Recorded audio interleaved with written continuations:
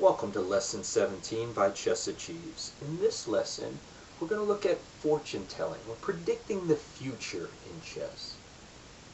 Unlike other games which rely heavily on chance, chess is a game where one army takes a turn, then the other army gets a turn. In situations like this, you should put effort into predicting your opponent's next move before you decide what to do. For example, at the start of the game, the white army is likely to move either an E or D file pawn to start the game, or it might start with one of its knights. But these are the most common moves that you're going to see in chess. And by thinking about what your opponent is going to do next, you can stop attacks and threats on your pieces. It's all about having a plan for your army and identifying threats from your opponent. Once you've identified their threat, you can decide if your plan is better than their threat or if you have to stop the threat that they're bringing to your side of the board. In the example shown here, we've looked at Scholar's Mate before, but it bears repeating.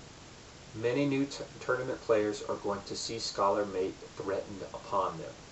Scholar's Mate is created by a bishop and a queen attack on the weak pawn. In this particular example, it's the f7 pawn being attacked by white's queen and bishop. If the black army accidentally overlooks the double threat on the single pawn that can only be currently protected by the king, they may try to attack the white queen. The white queen will then respond by simply taking the pawn and creating checkmate. Here's an example where black did not properly calculate the threat that was coming from the white army and overlooked the opportunity to make the right move. If we back up, one way the black army could have stopped this threat was simply by moving the queen to stop the threat coming from the white army. By correctly predicting that the queen wanted to take the pawn, this stops the threat. The black army now has two defenders on the f7 pawn, and the white army only has two attackers. If the white queen were to take, black queen could take. The bishop then were to take, the black king could take. This would net a material advantage for the black army, even though it lost the ability to castle. In this simple endgame scenario, it's of course the black army's turn because the black army is in check. And black only has two choices of movement. It cannot capture the pawn on the a7 square because it's protected by the white king. So the black army can simply choose from the a8 square, or it could choose to move to the c8 square. In this particular example, we have to think forward about what the white army wants to do next. The white army, of course, wants to promote its pawn. If you allow the pawn to get promoted, the white army will have an opportunity to create checkmate with a king and a queen versus a king. So we want to stop that situation. By predicting what the white army is going to do next, we can simply stand in front of the pawn, preventing him from promoting. It turns out this game will result either in a stalemate or a draw. If the white army steps to the a6 square, this is stalemate. The black army has no legal moves. If the white army were to go back and move to a different square, the black army could simply take the pawn, and this would be a draw. By predicting what's going to happen next, you can decide the best course of action. In this case, the threat that the white army had in promotion is what needed to be addressed rather than trying to flee with the black king. In this example, it's the black army's turn.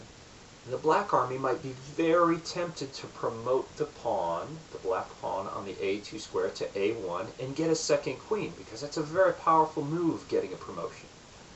But unfortunately, white's threat is greater than the promotion. White is threatening to simply move the rook on the h7 square to h8, creating checkmate. This would be bad for the black army. And so it's important for the black army to recognize that threat, predicting what's going to happen next. So here, what the black army can do is try to exchange a queen for a rook, which is normally a poor exchange, making it though the black army's turn, and now the black army can promote and put a queen on the board. In summation of today's lesson, you have to have a plan on what space you're trying to control or what pieces you want to attack. You also have to identify your opponent's threats. What is my opponent about to do is something you should be asking yourself before you make your move every turn of the game. Ask yourself, what is my opponent threatening? What are they after? Then ask yourself, what am I after? What is my plan? And then decide which of those two things is more important. If they're threatening checkmate, you have to stop their threat. If they're threatening one of your more valuable pieces and your plan is to take a less valuable piece, it's better to address the threat that they have on your pieces. By considering plans and threats every turn of the game, you'll play much better chess. Good luck, players.